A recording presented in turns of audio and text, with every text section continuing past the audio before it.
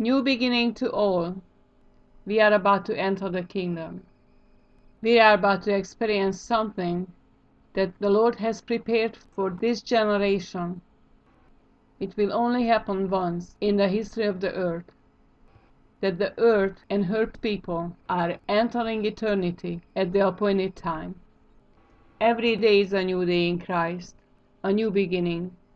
His mercies are fresh every morning, but now it's a special time. New beginning. That is a real new beginning. I have made many videos about the separation, the suddenly, the paradigm shift, where I mention these terms.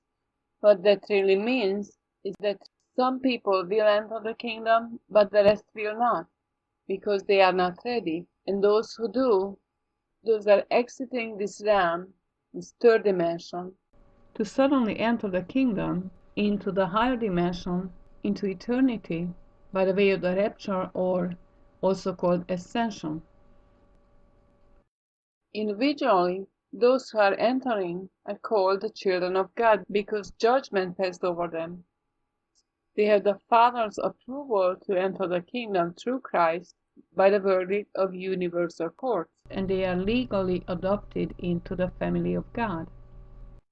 The world system is tearing down, and we begin to build the kingdom of God on earth, creating heaven on earth here and now by the leading of the Holy Spirit. So we are calling to the sons of God and invite them to join us. Who are these sons of God? How they look like? What are their nature and character? The criteria was given in Revelation chapter 14. Those sons who are returning to earth to build a kingdom here are the 144,000. I also made a video on that and will do more. But here I just would like to start with the discussion of the nature and character of the sons of God, and tell that this is the time for the manifestation, for the revealing of the sons of God. That's why this message is now vitally important. You need to recognize yourself if you are one of us, because everything is received by faith. You are where your attention takes you, but you believe of yourself, that's who you are. And sometimes we are just illuminated by new revelations to become who God created us to be.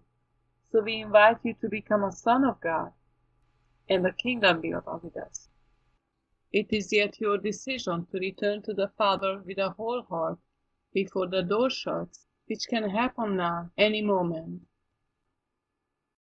Now the Lord commanded me a while ago not to speak in first person anymore, because He said we are one, and that's difficult. In other words, instead of saying I should say we, because we are one. Now, how we are one with God? In the first part, we are trying to see what does that mean, being one with God, and of course in part 2 and 3 also elaborate on that from a different aspect. Scripture says in Romans chapter 8 that those who are led by the Holy Spirit are the sons of God. So we manifest God's Holy Spirit, the fruit of the Holy Spirit, Galatians chapter 5, 9 segments of the same fruit, just like an orange. You produce it like an orange grows. You produce the fruit of the Holy Spirit. Now that fruit is first small, green, and bitter, but over time, by the right nutrition, it produces a sweet, ripened, colorful, juicy fruit full of fragrance in due season. That should be our story. By intaking proper amount of the Word of God in the Spirit of God, so that by the appointed time, in our due season, we would be ready to manifest our fullness. That time is now. Father encourages and instructs us daily to step out on faith and meet destiny, trusting His faithful provision and favor. Let us examine ourselves if we walk in God. I'm going to read in different translations because they are slightly different, but all are important, and we have to strive to have these qualities, and with God's help we do have. Galatians 5:22 in King James Version. But the fruit of the Spirit is love, joy, peace, long-suffering, gentleness, goodness, faith, meekness, temperance. Against such there is no law. This is my favorite scripture because it says, against such there is no law. So it's so easy for us to decide if we are walking in the Holy Spirit or if we are walking in the flesh. If I rage like a maniac, there is law against that. If I'm angry and hit someone, there is law against that. In all the wicked ways of Satan, there is law against that. There is no law against love. Nobody will persecute me in front of a court that I loved too much or I was too kind. You understand that? So this is a very important scripture. It's for us lifting up the standard. This is our spiritual horizon. This is our plumb line to know if we are straight with God.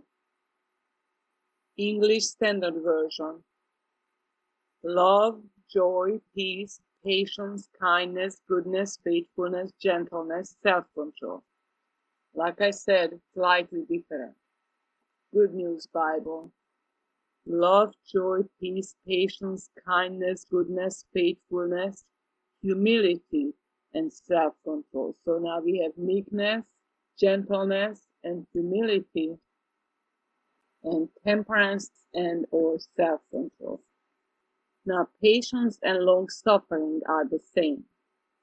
You will not be patient without suffering. That's what it is. You suffer for someone's sake patiently until they get it together. And scripture follows, and those who are Christ have crucified the flesh with its passions and lusts. If we live in the Spirit, let us also walk by the Spirit. Let us not become conceited, provoking one another, envying one another. In the Message Bible, Galatians 22-23. But what happens when we live God's way? He brings gifts into our lives, much the same way the fruit appears on the orchard. Things like affection for others, exuberance about life, sincerity. We develop a willingness to stick with things, a sense of compassion in the heart, and the conviction that a basic holiness permeates things and people. We find ourselves involved in loyal commitments, not needing to force our way in life, able to marshal and direct our energies wisely. It is a different way of putting it, and it's something to meditate over. This says so much that if we just live out these few verses from Galatians 5:22-26, we are in Christ, walking as he walked. Now the call is to become like Christ. And to accomplish that, we have access to the seven spirits of God, which is the fullness of Christ, which is the promise in him as part of his body, to inherit the kingdom of God. So again, this comes at the redemption. The Lord is coming for the fruit, and scripture says the Father is the husbandman, waiting for the fruit to ripe. The seven spirits of God are wisdom, understanding, counsel, strength, truth, and Jesus had that. In Isaiah 11:2 we read, "And the Spirit of the Lord shall rest upon him, the Spirit of wisdom and understanding, the Spirit of counsel and might, the Spirit of knowledge and the fear of the Lord." And the seventh is truth. Now these are one spirits, but it's the seven facets of the Holy Spirit. Praise the Lord, praise the Lord. We manifest these things in the Lord when we manifest the oneness with God, and if we are not one with Holy Spirit, then the alternative to that is being in the worldly spirits. The worldly spirits are not the spirit of love, not the spirit of peace or kindness, but the spirit of greed, hatred, pride, arrogance, division, and on and on and on, which we really don't want to abide in. I am not saying that we may not get angry for a moment, Even the scripture addresses that. Make sure that the sun do not go down on your anger. Be angry and do not sin. Do not let the sun go down on your anger, and give no opportunity to the devil. Ephesians 4:26-27 says. But to abide in the Holy Spirit is the only way to live for the sons of God. For the sons of God. Now, on the contrary, let me quickly read what the fruit of the flesh are in Galatians 5:19-21.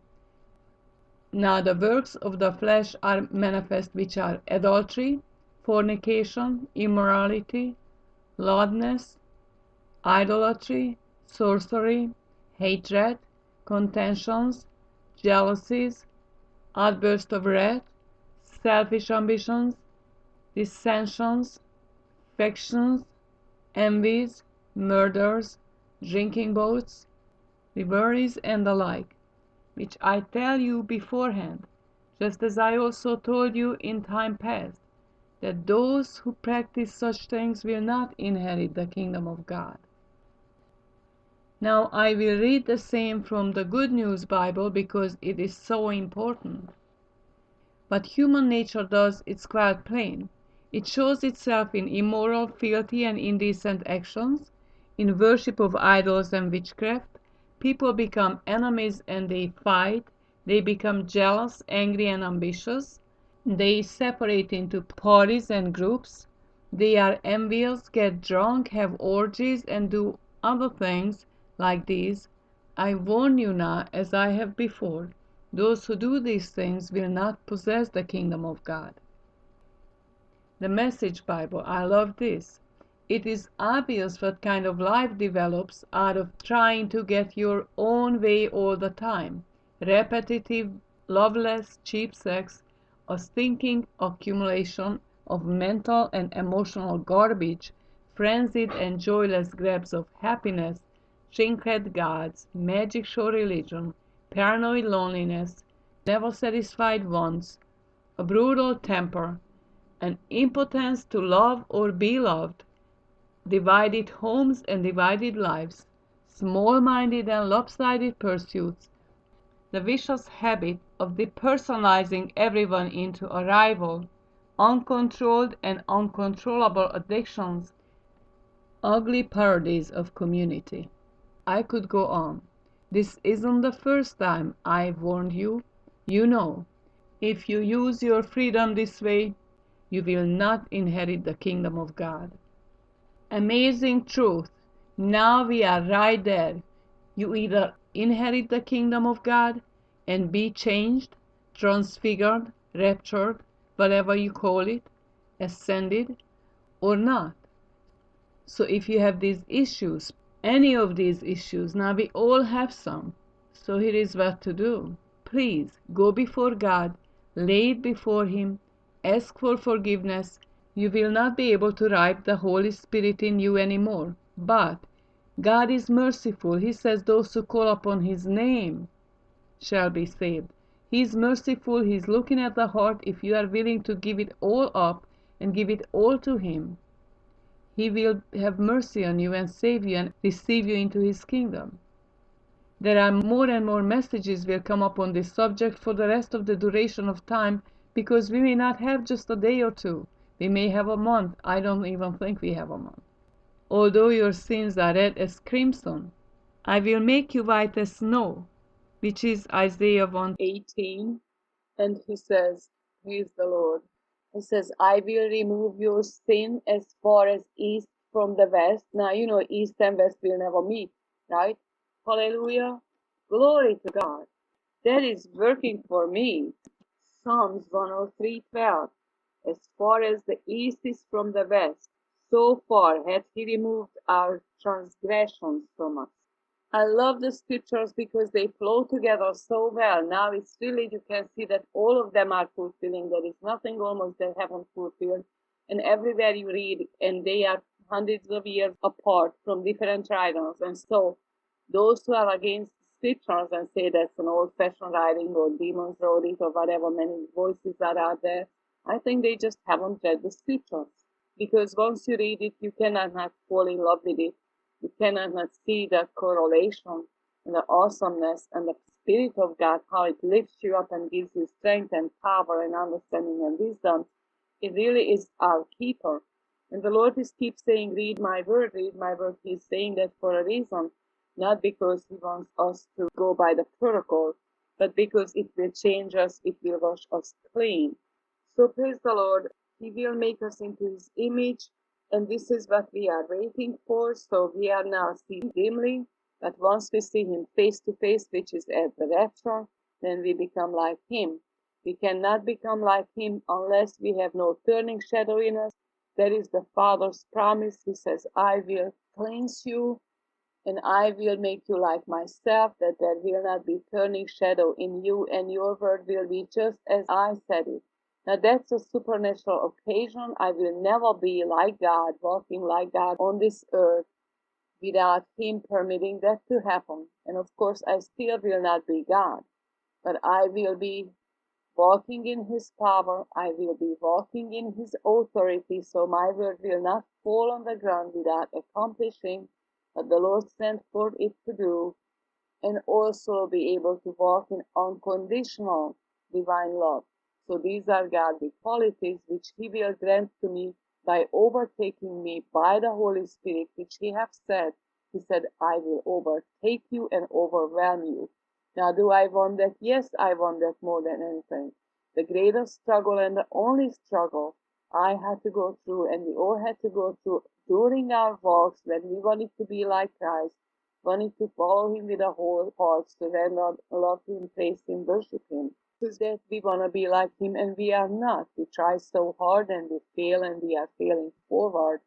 And we hate our sin and we don't want to do nothing to do that is not a godly response.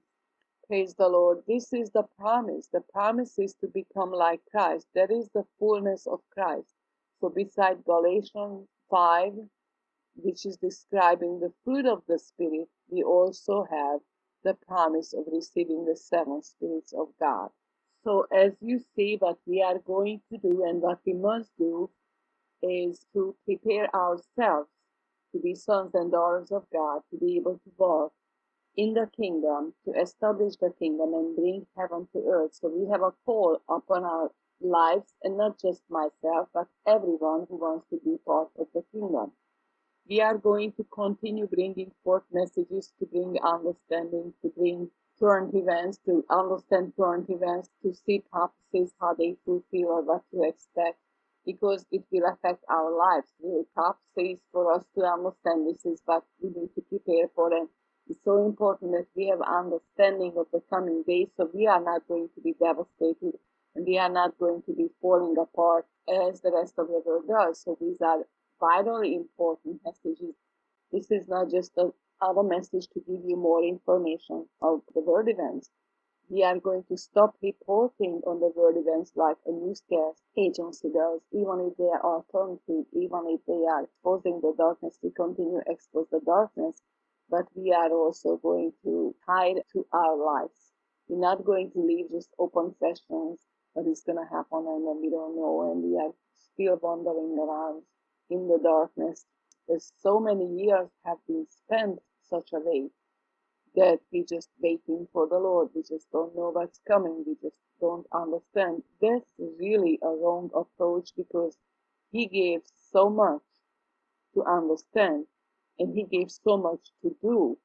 I wrote 2 books on what to do, how to build a kingdom. So it was on time at that time, and I really have not find listening ears. No, that's not true. I have find listening ears. It just wasn't time for manifestation yet. So really it didn't become a living reality. And so it became a drag on, more waiting and more long suffering. So it wasn't time, and now is the time. So now my responsibility is to bring it forth for all of us to come together and build the kingdom of God. This is not a project, this is not our program, this is not what the churches do, that they have an outreach program or they have something to do for the homeless or for the needy.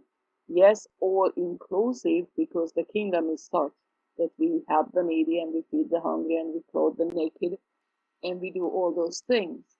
But what we are focusing on is to establish the kingdom, to create a society that is God's way, and that we would be the part of that.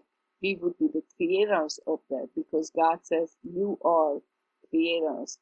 You are God's by participation. That's in the Psalms 82:6. I have said you are gods, and all of you are children of the Most High. Now, it doesn't say by participation, but it did not say to Adam and Eve to keep the garden. And the Lord God took the man and put him into the Garden of Eden to dress it and to keep it, to make it beautiful. So everything is related. All the scriptures are flowing together beautifully. So yes, we are God's by participation. And if we do not understand this, if we do not embrace this, and we say, well, I'm just human, I'm just this, I'm just that, you will never walk in your God-given authority. You will never embrace the call. So the goal is to become one with God by the Holy Spirit. That doesn't mean to become foolish and say, I am God like Lucifer did. It just means I am the son of God. I'm the daughter of God. I only do what I see my Father is doing. Jesus said that. He said, I'm the son of God, and I only say what my Father says, and I only do what my Father is doing. And that's exactly the point, that we become like Him. And of course, there is again a blessing, a supernatural blessing to receive the Holy Spirit, because when we go into the kingdom, you dipped into the Holy Spirit. There is no other spirits in the kingdom. You are illuminated by the Holy Spirit, you are filled with the Holy Spirit, and you are surrendered with the Holy Spirit. Every cell of yours is Holy Spirit. Darkness is removed. So yes, we become like God in that regard, that we are God's children. And when we are God's children, then we are going to do the Father's will voluntarily. And what would make a father more proud or happy is when he sees his son following in his footsteps. God will not have to punish us. The Lord will not have to order us. We do it with joy. We do it with anticipation. We do it with abundant life, with endless energy, unlimited resources. We do all those things because we belong to the kingdom. And our Father owns the whole earth and the fullness thereof. That's also the scripture. Everyone must be willing at the time of his power. That is Psalms 103. Thy people shall be willing in the day of thy power, in the beauties of holiness from the womb of the morning. Thou have the dew of thy youth. That means you are youthful, get up early in the morning, full of energy. That means you're going to be just joyful. This is the time of the Lord's power. This is the time that the Lord has spoken of, and the Old and the New Testament prophets have spoken of. And now it is time for us to embrace it. And it is time for us to come out of darkness, and time for us to stop wobbling around like we would not know who we are in Christ. And what does that mean to be sons and daughters of God? Is that makes us a Christian? Well, Christian means Christ-like, so yes. But I do not really like to identify myself as Christian because there are a lot of apostasy going on, a lot of judgmentalness, and a lot of charges against Christianity because Christians left God. Not everyone, but that is where the separation takes place among Christians. Those who will be taken and those who will be not into the kingdom. See, if you still belong to a dead congregation, read Revelation chapter 2 and 3, letters to the churches. It describes their sins. We need to meditate over it. It is very deep. And then it will show you exactly what is wrong with you. Then repent. If you still go to those dead congregations that do these things, you should come out of it.